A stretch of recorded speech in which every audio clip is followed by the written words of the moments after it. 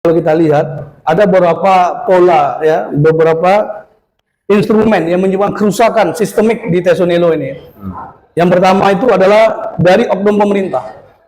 Ya, mulai dari pusat ya, sampai desa, oknum dari kementerian terkait sampai oknum gubernur, sampai oknum bupati, sampai oknum kepala desa yang terlibat terhadap kerusakan hutan yang ada di Tesonilo. Dan ini berjalan selama puluhan tahun.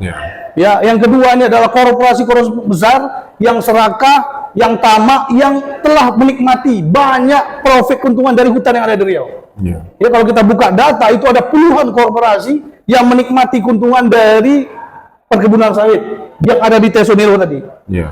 Kemudian yang terakhir adalah oknum masyarakat yang menikmati kesempatan ini.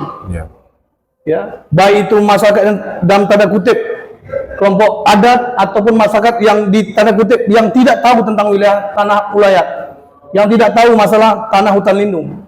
Jadi kita lihat konflik, ada demo besar, ya ini masyarakat lagi-lagi menjadi korban dari ketidakberesan pemerintah dalam mengelola hutan.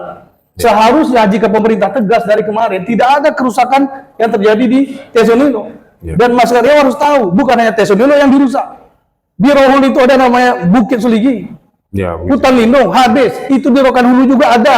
Daerah Rokan, daerah Bukit Tinggi, daerah yang sangat asri, hutannya dirusak, ditanam sawit. Pertanyaan saya adalah, kemana pemerintah selama ini? Kemana bupati selama ini? Kemana gubernur selama ini? Kemana Kapolda selama ini? Di mana Kementerian Kehutanan selama ini?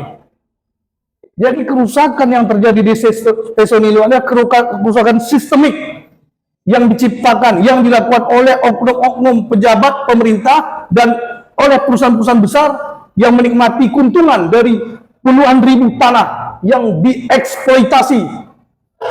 Nah, ini harus paham begitu.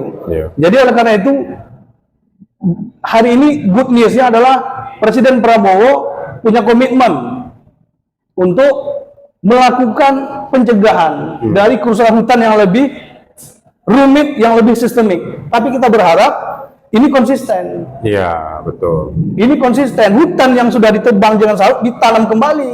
Betul. Jangan nanti harapan masyarakat Riau bahwa hutan ini ditebang, hutan ini kembali dikuasai oleh negara, tapi tidak ada penanaman hutan. Nah, ini yang kita khawatir karena kita sudah tahu bagaimana kerusakan lingkungan yang terjadi di Riau selama ini.